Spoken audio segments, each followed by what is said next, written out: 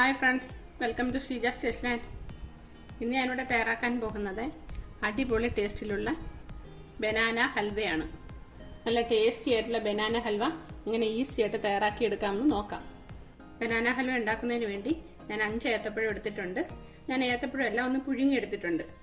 പച്ചയ്ക്ക് അരച്ചെടുക്കാതെ പുഴുങ്ങി തന്നെ എടുത്തിരിക്കുന്നത്. ഇനി ഇതിൻ്റെ തൊലിയെല്ലാം കളഞ്ഞ് ഒന്ന് മിക്സിയിൽ അരയ്ക്കുകയോ ഉടച്ചെടുക്കുകയോ ചെയ്യണത്. പുഴുങ്ങി ഏത്തപ്പഴം എല്ലാം തൊലി കളഞ്ഞെടുത്തിട്ടുണ്ട്. ഇനി ഇത് നന്നായിട്ടൊന്ന് ഉടച്ചെടുക്കണം.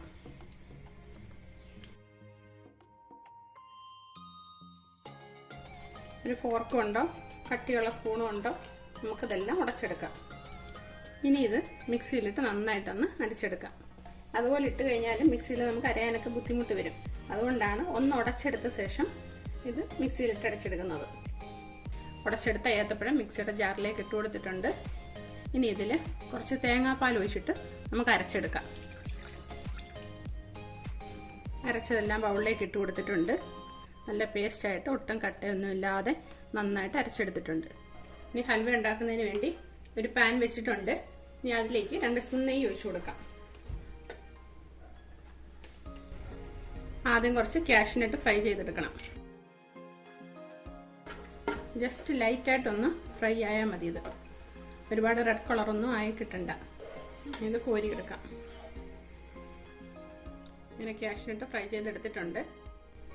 ഇനി ഇതേ നെയ്യിലേക്ക് തന്നെ നമ്മൾ അരച്ചു വെച്ച ബനാന മിക്സ് ചേർത്ത് കൊടുക്കാം.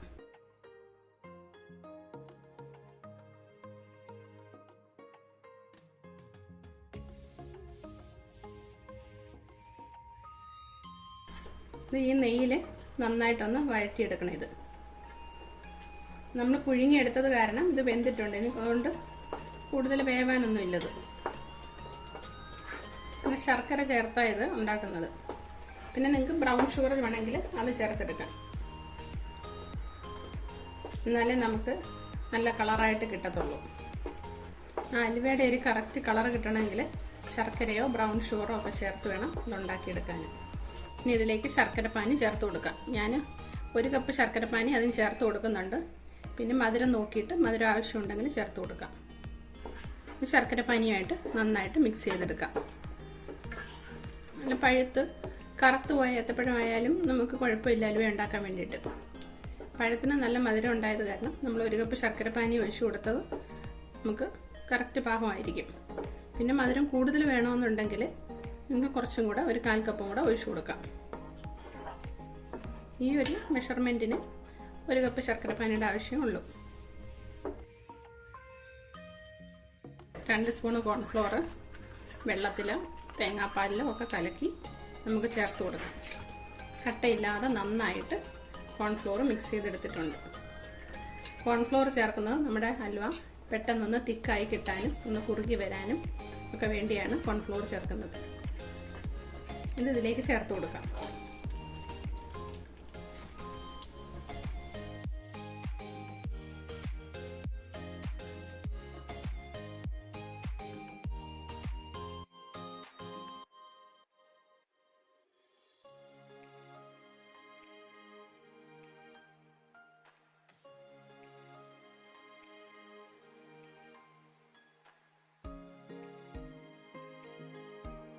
ഇതിലേക്ക് 1 സ്പൂൺ നെയ്യ് കൂടെ ചേർത്ത് കൊടുക്കാം.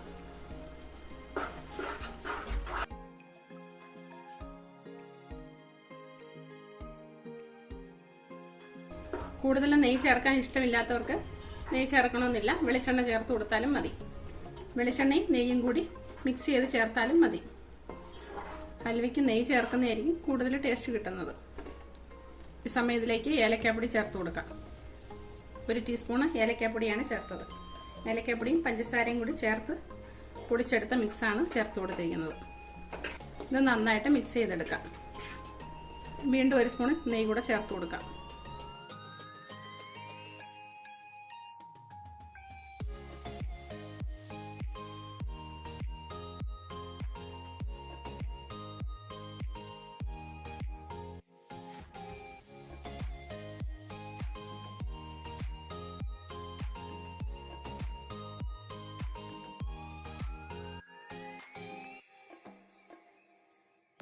ഫ്രൈ ചെയ്ത് വെച്ചാൽ കാഷ്നട്ട് കുറച്ച് ചേർത്ത് കൊടുക്കാം. ഫുള്ളായിട്ട് ചേർക്കണ്ട, നമുക്ക് ഡെക്കറേറ്റ് ചെയ്യാൻ ലാസ്റ്റിൽ വേണം അത്.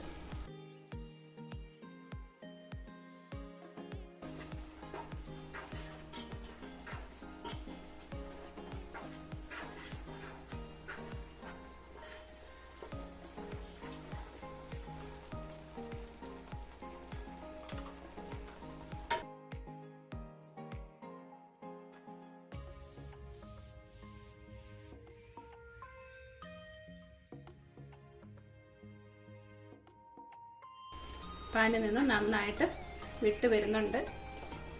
നെയ്യൊക്കെ തെളിഞ്ഞ് വരുന്നതാണ് നമ്മുടെ ഹൽവയുടെ പാകം. നമുക്ക് ഇതേപോലെ പാത്രത്തിൽ നിന്നും വിട്ട് വിട്ട് വിട്ട് നമുക്കിങ്ങനെ പാത്രം ഫുള്ളിങ്ങനെ കറങ്ങുന്ന ആ ഒരു പാകം, നെയ്യ് ഇങ്ങനെ തെളിഞ്ഞ് ഇങ്ങനെ നെയ്യ് തെളിഞ്ഞ് ഇങ്ങനെ നിൽക്കുന്ന ആ ഒരു പാകമാണ് കറക്റ്റായിട്ട് കിട്ടുന്നത്. ഈ സമയത്ത് ഫ്ലെയിം ഓഫ് ചെയ്ത് കൊടുക്കാം. ഇത് ഞാൻ നേരത്തെ കുറച്ച് മാറ്റി വെച്ചിരുന്നതാണ്. ഇതാണ് നമ്മുടെ ഹലുവയുടെ ആ ഒരു പാകം. ഒരു ബോൾ പോലെ ആയി കിട്ടും.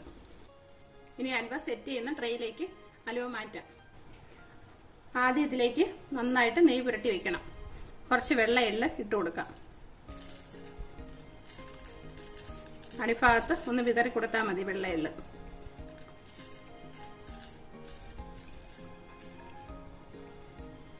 നമ്മൾ ഫ്രൈ ചെയ്ത് വെച്ച കാഷ്നട്ടും കൂടെ നിരത്തി വെച്ച് കൊടുക്കാം.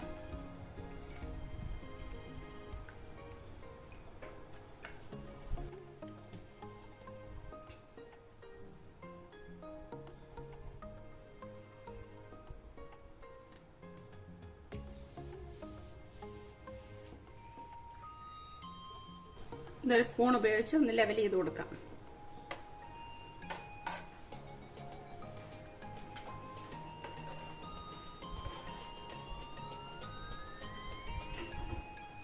അങ്ങനെ നമ്മൾ ഹലുവ ഒരു ട്രേയിലേക്ക് മാറ്റിയിട്ടുണ്ട്. ഇനി ഇത് 1-2 മണിക്കൂറൊക്കെ ആകുമ്പോഴത്തേക്ക് നന്നായിട്ട് തണുക്കും. നന്നായിട്ട് തണുത്തതിന് ശേഷം നമ്മുടെ ഹലുവ ഈ ട്രേയിൽ നിന്ന് നമുക്ക് വിട്ട് കിട്ടത്തുള്ളൂ. അതുവരെ നമുക്ക് വെയിറ്റ് ചെയ്യാം. തണുത്തിട്ടുണ്ട്, പ്ലേറ്റിലേക്ക് മാറ്റാം.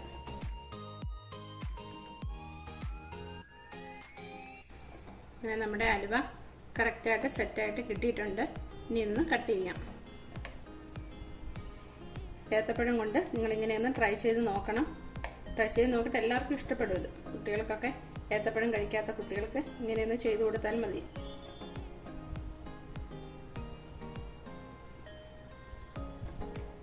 നല്ല അടിപൊളി ടേസ്റ്റിലുള്ള ബനാന ഹൽവയാണിത്. എല്ലാവരും ഇതുപോലെ ഒന്ന് ട്രൈ ചെയ്ത് നോക്കണം. ട്രൈ ചെയ്ത് നോക്കിയിട്ട് വീഡിയോ ഇഷ്ടപ്പെട്ടാൽ ഷെയർ ചെയ്യാൻ, ലൈക്ക് ചെയ്യാനൊന്നും മറക്കരുത്. എൻ്റെ ചാനൽ സബ്സ്ക്രൈബ് ചെയ്യാതെയാണ് നിങ്ങൾ കാണുന്നതെങ്കിൽ സബ്സ്ക്രൈബ് ചെയ്യാനും മറക്കരുതേ.